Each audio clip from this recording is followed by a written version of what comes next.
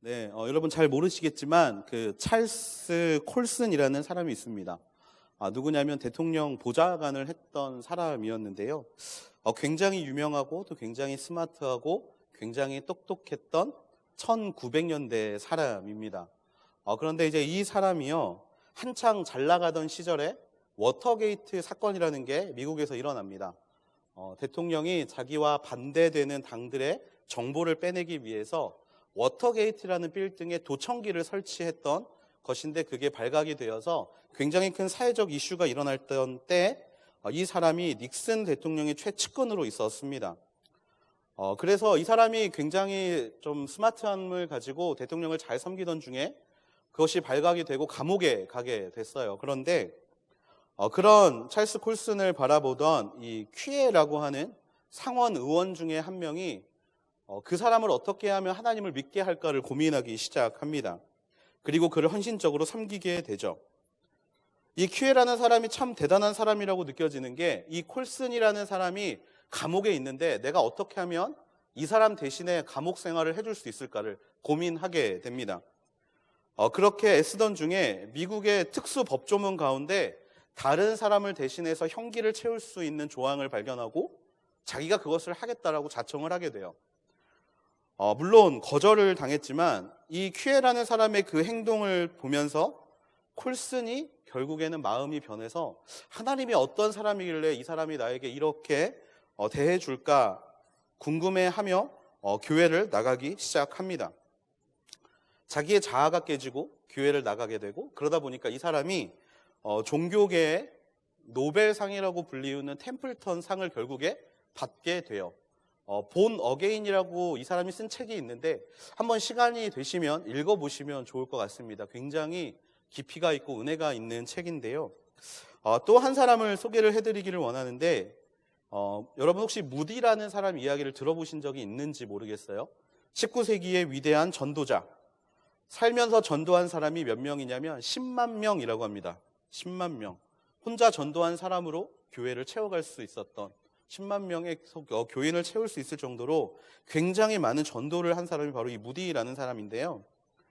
이 친구는 가정 형편이 너무 어려워져가지고 초등학교 5학년 때 구두 닦기로 사회생활을 시작합니다. 근데 그때 구두 수성 가게에 들어가게 되는데 그 구두 수성 가게 주인이 예수님을 너무나 잘 믿는 사람이었어요. 조건을 하나 걸고 구두방에서 일하는 걸 허락해 줍니다. 그 조건이 뭐였냐면 교회를 나가라 였어요. 초등학교 5학년짜리 우리 무디를 사용하면서 교회에 나가면 좋겠다. 그래서 먹고 살 길이 답답했기 때문에 무디가 수락을 하고 일을 시작합니다. 그런데 이런 사람들의 특징은요, 그렇게 남이 떠밀어도 교회를 잘 가지 않는다라는 거예요. 그래서 교회를 가지 않고 그냥 주일에 교회를 가서 잠을 자고 또 그냥 그 시간들을 헛되이 보내는 삶을 살고 있었는데, 그를 주일학교에서 담임하던 에드워드 킴벌이라는 선생님이 이 무디가 일하고 있는 구두방에 찾아오게 됩니다. 그러면서 그런 무디를 데리고 간절히 복음을 전하기 시작하죠. 그거를 하루 이틀 하다가 한 달쯤 됐을 때, 헤어질 때 주머니에서 자그마한 종이 쪽지를 하나 꺼내서 무디에게 전해주는데 거기에 요한복음 1장 12절 말씀이 담겨져 있었어요. 내용이 뭐냐면, 영접하는 자, 그 이름을 믿는 자들에게는 하나님의 자녀가 되는 권세를 주셨으니 라는 이 말씀을 무디에게 전달을 해줍니다. 그런데 그날 강력한 성령의 만지심이 있어요. 그래서 무디가 회심을 하고 하나님 앞에 돌아오게 됩니다. 그날 이후에 19세기 세계 곳곳을 돌아다니면서 복음을 전파했던 사람이 바로 이 무디가 되었어요. 앞에서 말한 퀴에라는 상원 의원, 그리고 에드워드 킴벌이라는 선생님을 우리가 잠깐 한번 생각해 보게 되기를 원합니다. 이 두 사람은 공통점이 있었는데요. 자신이 큰 업적을 남긴 사람은 아니었습니다. 하지만 누군가를 하나님 앞에 데려오게 되고 그 누군가가 세상을 변하는데 쓰임을 받았던 사람들이었죠. 그들은 시대를 변화시키는 큰 사람을 하나님께로 돌아오게 했다는 공통점이 있습니다. 오늘 우리가 살펴볼 12제자 중에 안드레라는 사람이 있습니다. 이 안드레라는 사람은요, 이 퀴에와 에드워드 킴벌 같은 사람입니다. 여러분은 어떤 사람이 되고 싶으십니까? 역사에 이름을 남기는 사람이 되고 싶다. 여러분 한 번쯤 꿈꿔보지 않으십니까? 저에겐 취미가 하나 있는데요. 뭐냐면 네이버에 제 이름을 검색하는 거예요. 그러면 여러분 잘 아시겠지만 제 이름은 저밖에 없습니다. 그러면 제가 뭐 했던 거, 제 기부 상황 이런 것들이 그 네이버에 쭉 나오게 돼요. 사실 저는 굉장히 그거를 즐거워합니다. 아, 내가 그래도 이 한 줄의 족적을 남겼구나. 여러분들의 이름을 치면 누가 나옵니까? 연예인이 나올 수도 있고요. 또 다른 유명한 정치인들이 나올 수도 있고요. 또 정말 상상하지 못하는 이상한 사람들이 나올 수도 있습니다. 성경에 보면 12제자들 중에 가장 유명한 사람이 있어요. 누구냐면 베드로입니다. 우리 모두는 약간 이런 유명한 사람이 되고 싶어 하지요. 베드로는요, 사복음서에서 한 장 건너서 이름이 나올 정도로 굉장히 유명한 사람입니다. 그러다 보니까요, 성경에서 가지고 있는 이 베드로라는 사람의 위상이 굉장히 높아요. 그리고 이 베드로는요, 성당에 가면 초대 교황이라고 불리우면서 하늘의 열쇠를 맡은 자, 예수님의 수제자라는 이름으로 굉장히 높임을 받고 또 굉장히 인정을 받습니다. 그런데요, 이 제자들 중에는요, 이렇게 유명한 사람도 있지만 무명인 사람들이 더 많습니다. 그 중에 한 명이 오늘 우리가 함께 볼 안드레라는 사람이에요. 이 안드레는요, 정확히 무슨 일을 했는지 알지 못하는 사람 중에 한 명입니다. 성경에서 안드레의 이름을 찾는 게 쉬워 보이지 않습니다. 성경에서 안드레의 이름이 나오는 건 딱 세 군데예요. 세 군데. 그 정도로 어떻게 보면 영향력 없어 보이고 어떻게 보면 존재감이 없어 보이는 이 안드레. 하지만 그런 안드레를 가지고 왜 오늘 말씀을 함께 나누는가? 저는 이 자리에 앉아있는 모든 서부 대학교들이 그런 안드레를 따라갈 수 있게 되기를 간절히 축복합니다. 영향력이 적은 이 사람 안드레, 이 사람이 왜 하나님이 쓰시는 진짜 일꾼인가? 첫 번째는요, 이 사람은 상처가 아닌 신뢰로 반응하는 자였기 때문입니다. 예수님이 처음 갈릴리에서 제자들을 부르십니다. 4명을 부르셨어요. 첫 번째가 누구냐면 베드로, 그 다음에 불렀던 사람이 안드레, 그 다음에 야고보와 요한. 이렇게 4명을 예수님이 부르십니다. 이 4명은요, 소위 말하는 창립 멤버예요. 창립 멤버. 그래서 이 창립 멤버 4명을 데리고 예수님이 첫 사역을 시작하셨어요. 보통 그렇게 시작한 사람들은요, 각자가 가지는 무게나 어떤 존재감이 비슷할 거라고 스스로 생각을 하게 됩니다. 예수님이 어디를 가시든지 이 사람들은 항상 함께 했을 것만 같은데 여기서 재미있는 것들을 발견하게 돼요. 말씀을 보면 베드로와 야고보와 요한은 항상 세트처럼 패키지처럼 묶여 다닙니다. 예수님이 가는 어느 곳이든 이들은 함께 걸어가고요. 예수님이 가는 어느 곳이든 이들은 그 예수님을 졸졸 쫓아가는 모습들을 바라볼 수 있어요. 그런데 이 창립 멤버 중에 딱 한 명이 항상 빠집니다. 그게 누구냐면 바로 안드레라는 거예요. 안드레는 항상 이름에서 빠집니다. 베드로와 야고보와 요한은 항상 따라다니는데 이 안드레는 항상 그 이름이 빠져요.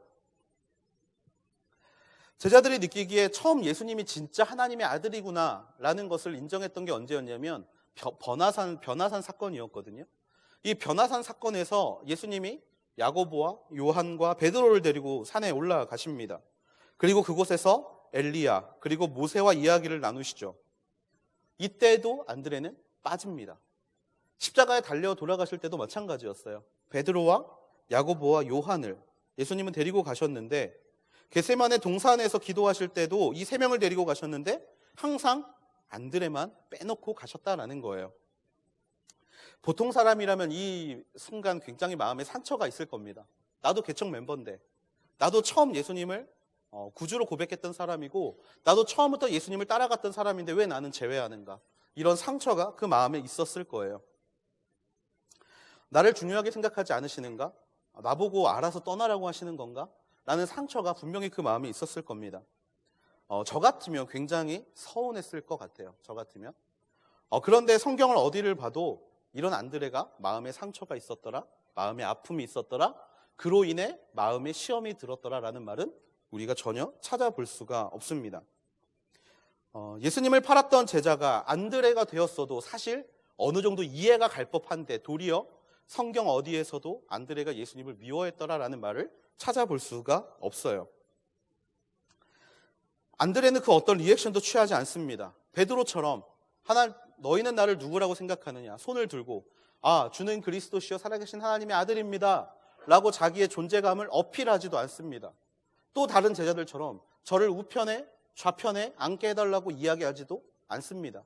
그냥 조용히 묵묵히 자기의 자리에서 그냥 하나님이 보시지 않건 그 자리를 지켰던 사람, 바로 안드레라는 사람이에요. 왜 그럴 수 있었는가? 안드레는요, 예수님을 향한 신뢰가 있던 사람이기 때문이었습니다. 예수님을 향한 신뢰. 다른 제자들은 예수님께 부름받을 때 특별한 반응을 하지 않아요. 그냥 오라니까 따라갔어요. 그냥 오라니까 가진 거 그냥 놓고 따라갔습니다. 그런데 안드레는 예수님이 부르실 때 한 가지 반응을 보이게 됩니다. 뭐냐면 예수님을 본 순간 자기의 형을 찾아가서 내가 그리스도를 보았다 라고 고백하는 모습을 보게 되죠. 그리스도, 우리를 죄에서 구원할 자, 우리가 따라가야 할 자라는 이름의 그 그리스도. 베드로 형, 내가 그리스도를 보았어. 내가 그리스도를 보았어. 나와 같이 가자 라고 이야기를 했던 게 바로 안드레였다라는 겁니다. 안드레는 예수님을 처음 봤을 때부터 신뢰했습니다. 그분이 하는 일과 또 그분의 모든 상황과 그분의 모든 역사를 그는 고백했고 인정했던 사람이었어요. 남들은 안드레에게 아마 이렇게 이야기했을 겁니다. 야, 너 왕따인 것 같아. 예수님이 너 싫어하는 것 같아. 예수님이 너만 빼놓고 무슨 일을 하시는 것 같아. 그렇게 말했을지도 모릅니다. 하지만 안드레는요, 한 번도 그 자리를 벗어난 적이 없었어요. 안드레를 사로잡고 있었던 마음, 예수님, 나는 예수님을 믿습니다. 당신의 계획을 믿고 당신의 생활을 믿고 당신의 마음을 믿습니다 라는 고백이 안드레 안에 있었다라는 거예요. 변화산에 가지 못했지만 그는 예수님이 하나님의 자녀라는 것을 믿었습니다. 겟세마네 동산에 데려가지 않았어도 안드레는 자기의 자리에서 예수님을 위해 기도했고 또 예수님을 향한 신뢰를 가지고 있었다라는 거예요. 그리고 예수님도 그런 안드레의 마음을 알고 계셨어요. 사실 베드로와 야고보와 요한은요, 보지 않고는 믿지 못하는 사람이었습니다. 예수님과 함께하지 않고서는 믿지 못하는 사람이었어요. 하지만 안드레는 그렇지 않았다라는 겁니다. 때문에 안드레는요, 마음의 상처를 받지 않습니다. 그냥 그 순간 모든 상황을 인정하고 또 모든 마음을 인정하고 또 모든 하나님의 역사를 인정할 수 있었던 것이죠. 저는 지금 이 시간 앉아있는 모든 허브대학부 지체들이 안드레와 같은 마음을 갖게 되기를 주님의 이름으로 축복합니다. 우리 마음에 있는 가장 큰 나쁜 마음 중에 하나가 소외감이라는 거예요. 소외감. 소외감이 상처가 될 때가 너무나 많습니다. 그러다 보니까 하나님한테 이렇게 이야기하기도 해요. 하나님, 왜 나만 빼놓으시나요? 하나님, 똑같이 준비했고 똑같이 열심히 했고 똑같이 열매를 얻게 하셔야지. 왜 누구는 더 좋은 것을 갖게 하시고 왜 우리는 그것조차 누리지 못하게 하시나요? 라고 하나님 앞에 우리의 이 소외감을 이야기할 때가 너무나 많습니다. 비교하는 게 너무나 많은 세상에 살다 보니까 남들과 나를 비교하게 되고 또 내 가진 신앙에 비해서 하나님이 응답해 주지 않을 때 우리는 그 소외감을 하나님 앞에 이를 때가 너무나 많다라는 거예요.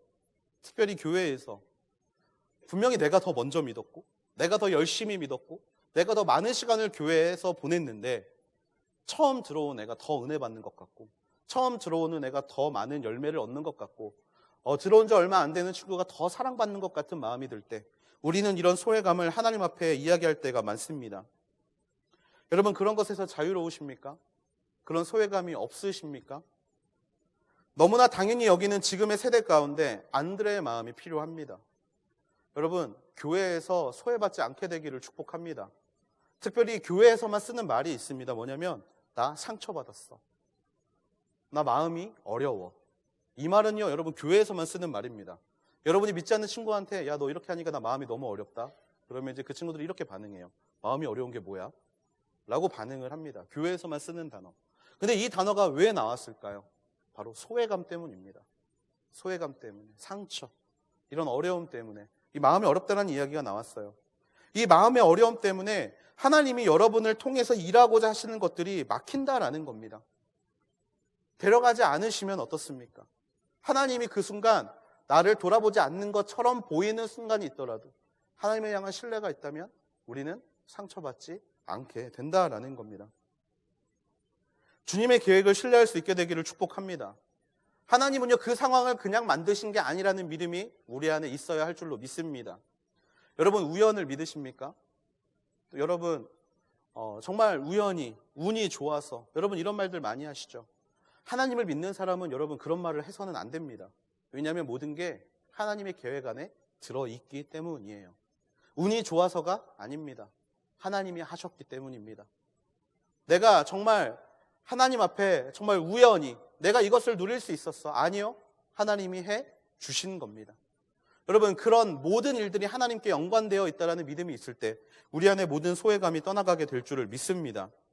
지금 우리 마음에 쌓아야 하는 건요, 상처가 아니라 신뢰입니다. 신뢰. 하나님을 향한 신뢰. 그리 아니하실지라도 또 범사에 감사할 수 있는, 범사에 하나님을 신뢰할 수 있는 마음이 저와 여러분 가운데 있게 되기를 주님의 이름으로 축복합니다. 잠언 4장 23절에서는요, 우리에게 이렇게 이야기를 하고 있습니다. 같이 읽어볼까요? 잠언 4장 23절 시작. 무엇보다도 내 마음을 지켜라. 내 마음에서 생명의 샘이 흘러나오기 때문이다. 아멘. 마음을 지켜야 합니다. 소외감에서 우리의 마음을 지켜야 합니다. 왜냐하면 생명의 샘이 마음에서 흘러나오기 때문입니다. 생명의 샘은 요한복음 4장 14절에 보면 그 생명의 샘을 주시는 분이 나옵니다. 누구냐면 바로 예수 그리스도입니다. 여러분, 예수님은 우리를 실망시키지 않은 줄로 믿습니다. 그 예수님은 항상 우리 가운데 거룩하고 좋고 아름다운 생명의 생수를 흘러보내주시는 분이신 줄을 믿습니다. 마음에 상처가 생겨서, 소외감이 생겨서 예수님을 보지 못하면 그 생명의 샘은 끊기게 됩니다. 그러면 어떻게 되나요? 교회를 떠나가게 되고 교회에서 멀어지게 되고요. 그렇게 교회를 잊어버리는 자가 된다라는 거예요. 여러분의 마음을 지키십시오. 특별히 여러분, 제가 허브에 있을 때 가장 많이 섬겼던 게 어디였냐면 새가족이었습니다. 사실 이 말씀을 새가족을 생각하면서 준비했습니다. 새가족들. 사실 여러분들이 잘 아실지는 모르겠지만 새가족 순장들과 리더십은요, 좀 마음의 소외감들이 있습니다. 왜냐하면 교회의 모든 일들이 다 양육팀을 중심으로 돌아가고요, 교회의 모든 일들이 다 예배팀을 중심으로 돌아가기 때문이에요. LTC를 갔는데 새가족을 위한 말이 아무것도 없어요. 그냥 성경 말씀.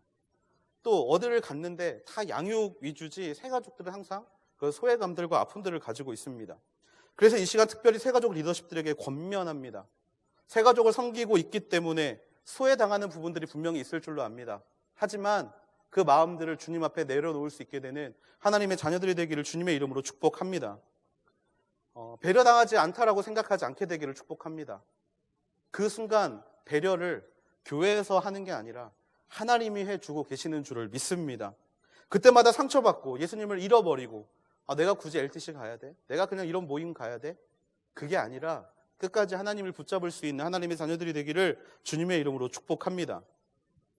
또 안드레가 하나님이 쓰시는 진짜 일꾼이라는 이유 두 번째는요, 이 안드레는요, 나뿐만이 아니라 한 영혼을 주님 앞에 이끌어오는 자이기 때문입니다. 안드레라는 이름이 성경에 등장할 때 이 사람이 꼭 하는 일이 있습니다. 누구냐면 바로 주변에 누군가를 데려온다라는 거예요. 자기 혼자 하나님 앞에 나오는 게 아니라 주변에 있는 누군가를 꼭 예수님께 인도하는 역할을 하고 있다라는 겁니다. 안드레가 처음 예수님을 만났을 때, 예수님이 세례받은 다음 날 예수님을 만났을 때 했던 것, 바로 결단을 했습니다. 내가 예수님을 따라가겠습니다. 그리고 했던 것, 바로 형인 베드로에게 가서 같이 가자라고 권면했다라는 거예요. 요한복음 1장 40절에서 41절에 보면 이렇게 이야기하고 있어요. 요한의 말을 듣고 예수를 따라간 두 사람 중 한 사람은 시몬 베드로의 동생 안드레였습니다. 안드레는 가장 먼저 자기 형 시몬을 찾아가 말했습니다. 우리가 메시아를 만났다. 이 안드레가 베드로를 낚는 과정 매우 간단합니다. 우리가 만났습니다. 내가 예수님을 만났습니다. 내가 그리스도를 만났습니다. 라는 말과 함께 그 영혼을 예수님께로 이끌어 왔다라는 거예요. 안드레에게 있는 은사는 뭐였냐면 전도의 은사였습니다. 전도. 여러분, 우리는 전도를 너무 어려운 것으로 생각해요.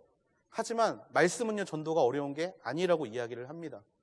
어떤 선교사님이요, 이렇게 이야기를 하시더라고요. 선교사님, 언제 전도를 가장 잘 하셨나요? 라고 물어보면요, 가서 언어를 막 배우기 시작했다라고 이야기하십니다. 왜냐하면 우리가 말을 많이 알면요, 미사여구가 너무 많아요. 그런데 말을 잘 모르면 딱 복음만 이야기하는 거예요. 예수 그리스도 하나님의 아들, 너를 위해 죽었어.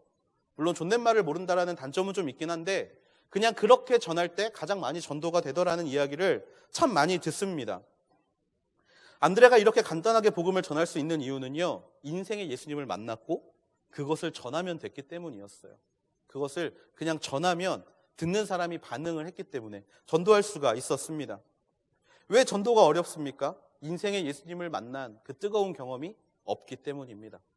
죽어가는 사람들을 보면서 우리가 마음이 식었기 때문입니다. 우리가 만난 적이 없기 때문에 그들을 바라보면서 아무런 마음이 들지 않기 때문입니다. 없는 걸 쥐어 짜내려고 보니까 포장하게 됩니다. 없는 게 내 안에 없는 거를 보여주려다 보니까 지어내서 말해야 되고 상상해서 말해야 되고 또 그렇게 우리가 하나님 앞에 정직하지 못하기 때문에 전도가 우리 마음에 다가오지 않을 때가 너무나 많다라는 거예요. 안드레는요, 확신이 있었습니다. 그러니까 전할 수 있었다라는 거예요. 오늘 제가 와보니까 전도 집회 이 티켓을 나눠주고 있더라고요. 여러분, 그 전도 집회 티켓을 보면 어떤 마음이 드십니까? 아, 또 전도 집회 하네. 나와는 상관없는 일이네. 라고 생각하지 않으십니까? 아닙니다. 전도 집회 티켓을 보는 순간 우리들의 마음은 뜨거워져야 합니다. 적어도 우리가 예수님을 만난 적이 있다라면, 적어도 우리에게 주신 그 사랑을 경험한 적이 있다라면 우리는 뜨거워야 합니다. 바로 전도해야 할 대상자가 생각나야 합니다. 그리고 그를 위하여 기도해야 합니다. 그리고 한 발짝 더 나아가 안드레처럼 그 영혼을 하나님 앞에 데리고 와서 그들이 하나님을 믿게 만들어야 합니다. 그게 바로 진짜 일꾼으로 사용되는 자의 모습이라는 거예요. 이 시대에 안드레로 살고자 한다면 여러분의 인생 가운데 먼저 예수님을 만나게 되기를 주님의 이름으로 축복합니다. 나를 위해 뜨겁게 역사하셨던 그 마음을 누리게 되기를 축복합니다. 그리고 저희 전도 집회가 아니기 때문에 더 제가 강하게 말씀을 드리면 여러분들의 이 전도 집회의 시간을 한 사람을 전도할 수 있는 귀한 시간으로 삼게 되기를 주님의 이름으로 축복합니다. 하십시오.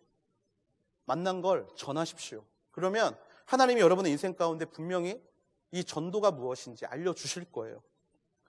안드레가 두 번째로 데려온 사람은요, 오병이어의 사건에 있었던 한 아이였습니다. 이 아이, 여러분이 너무나 잘 알고 있는 이 아이.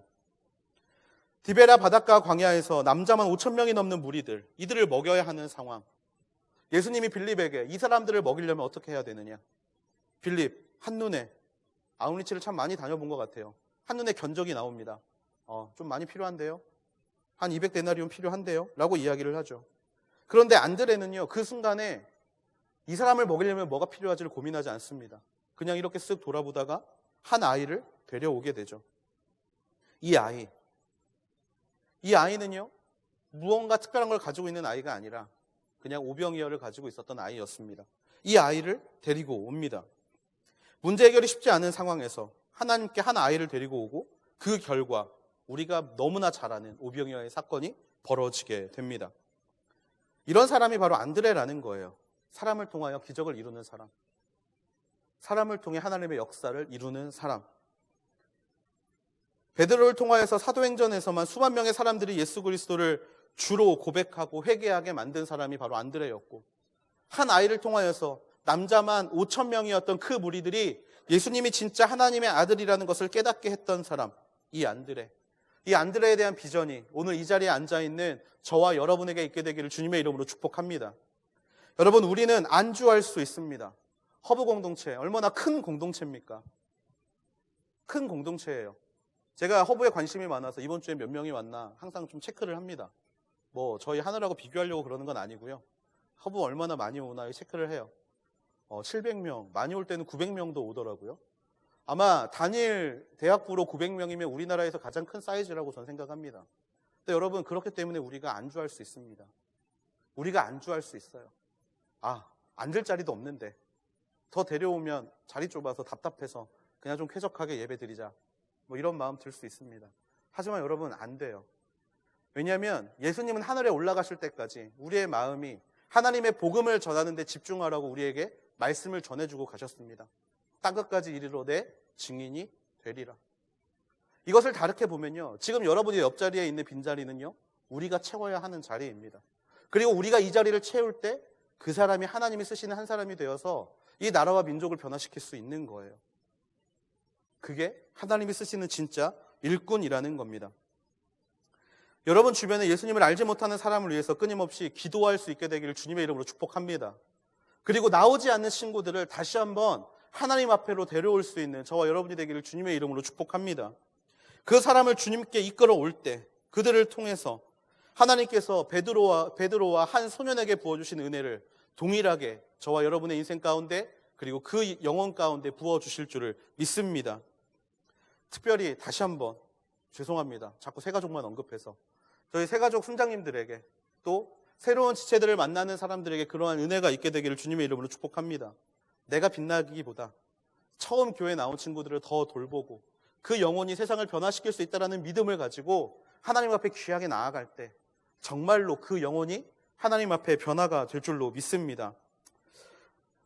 말씀을 마무리하려고 하는데요. 12제자 중에 안드레라는 이름은 어떻게 보면 가장 보잘것없는 이름이었고 가장 성경에 등장하지 않는 이름이었을지 모릅니다. 하지만 하나님은 우리가 안드레에 주목하여 안드레를 바라보게 하셨습니다. 그 이유는 바로 하나님이 쓰시는 진짜 일꾼으로 우리가 사용되기 원하는 마음으로 하나님은 그 마음을 우리에게 오늘 전해주신 줄을 믿습니다. 여러분 주인공이 아니면 어떻습니까? 베드로가 아니면 어떻습니까? 안드레라 할지라도 하나님이 사용하시는 깨끗한 그릇이 되어서 많은 분량이 아니더라도 하나님을 신뢰하고 하나님이 이끄시는 그 자리 가운데 서게 되는 것을 간절히 소망할 수 있는 우리 모두가 되기를 주님의 이름으로 축복합니다. 상처가 아닌 신뢰함으로 나아가십시오. 사람이 좀 알아주지 않으면 어떻습니까? 내 자리에서 하나님을 열심히 따라갈 때 하나님이 분명히 그 인생 가운데 부어주시는 은혜가 있을 줄을 믿습니다. 또 내 옆자리가 비었다는 것을 인식하지 못하는 것이 아니라 귀한 전도자의 삶으로 그 자리를 채워갈 수 있게 되기를 소망합니다. 그럴 때 분명히 하나님께서 저와 여러분의 인생 가운데 귀한 것으로 채워주실 줄을 믿습니다. 아마 안드레가 오늘날 태어났다면 저는 이 찬양을 굉장히 좋아했을 거라고 생각을 합니다. 어떤 찬양이냐면요, 내 삶은 주의 것이라는 찬양인데요. 정말 그 인생의 모두를 하나님께 드렸고 소외당하는 좀 섭섭한 마음이 있었을지 모르겠지만 그 순간에도 하나님을 신뢰했던, 그래서 온전한 신뢰를 하나님 앞에 드렸던 오늘날 이 찬양의 고백을 우리가 좀 마음으로 함께 새기면서 혹시 가능하신 분들은 자리에서 일어나서 우리 같이 함께 찬양 부르고 또 같이 기도하기를 원합니다.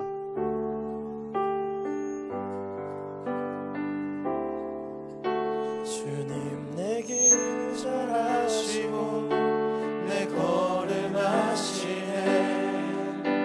어둠에서 빛을 내시는 그분을 믿네.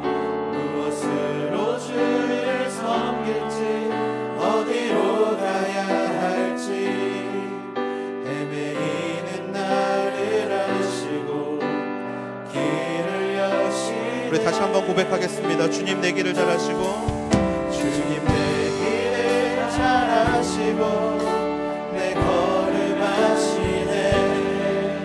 어둠에서 빛을 내시는 그분을 믿네.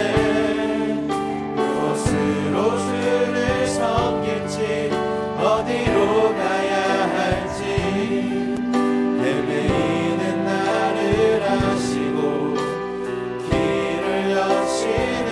내 삶은 주의 것, 내 삶은 주의 것, 내 삶은 주의 것. 온전한 신뢰를 주께 드리네. 보이지 않아도 믿음으로 걷네. 주 영광 바라보며 다시 한번 고백하겠습니다. 내 삶은 주의 것, 내 삶은 주의 것, 내 삶은 주의 것. 온전한 신뢰를 주께 드리네. 보이지 않아도 믿음으로 걷네. 주 영광 바라보며 주만 따르네. 우리 시간 이렇게 고백하는 마음으로 하나님 앞에 기도하며 나아가기 원합니다. 하나님, 이 이 교회를 다니면서 또 우리의 맡은 자리를 감당하면서 아버지 알게 모르게 받는 우리 마음의 서운함과 소외감이 있는 줄을 압니다. 아버지 이 시간 그 마음을 온전히 주 앞에 내려놓을 수 있는 믿음의 자녀들이 되게 하여 주시옵소서. 아버지 하나님이시여, 주님이 내 길을 잘 아시고 하나님께서 내가 어디로 가야 할지 무엇을 해야 하실지 가장 잘 아시는 분이 하나님이신 줄을 믿습니다. 아버지 하나님이시여, 그것을 믿는다라면 내가 걸어가고 있는 지금 이 걸음 가운데 내가 하나님께 가져야 될 마음은 소외감이 아니라 하나님을 향한 신뢰인 줄을 믿습니다. 주여, 그 신뢰감을 가지고 주 앞에 나아갈 수 있는 믿음의 자녀들이 되게 하여 주시옵소서. 아버지, 우리를 걸려 넘어지게 하는 모든 마음들이 예수 그리스도의 이름으로 떠나가게 하여 주시고 오직 하나님을 사랑하고 하나님을 신뢰하는 마음으로 지금 이 자리를 잘 감당할 수 있는 믿음의 자녀들이 되게 하여 주시옵소서. 우리 시간에 그렇게 간절히 구하는 마음으로 주여 한번 부르시고 통성으로 기도함으로 나아가시겠습니다. 주여, 하나님 도와주시옵소서. 그렇게 주 앞에 나아가게 되기를 원합니다. 하나님, 우리의 마음을 주 앞에 드리게 되기를 소망합니다. 아버지 하나님,